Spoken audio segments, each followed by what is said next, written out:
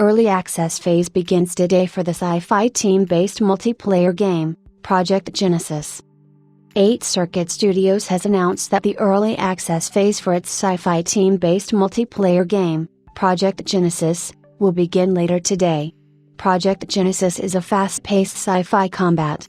This new game encourages players to choose between frenetic third-person space battles and first-person combat in the same match. Third-person space combat uses a free-look system that allows players to aim and shoot in a different direction than they are traveling. According to the team, this is distinct from other space combat games that use a more airplane-like control scheme.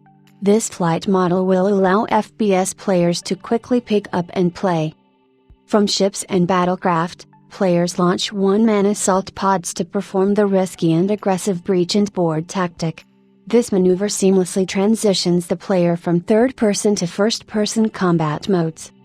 James Mayo, navigator and president of 8 Circuit Studios, said, "While games like Star Citizen and Dreadnought do an incredible job of creating the epic atmosphere in the vastness of space with incredible ship design, and sci-fi FPS games such as Halo and Destiny are kind of like operatic first-person shooters, we thought it would be fun to fuse the two genre types into one game, but focus specifically on tactical combat and team-based competition.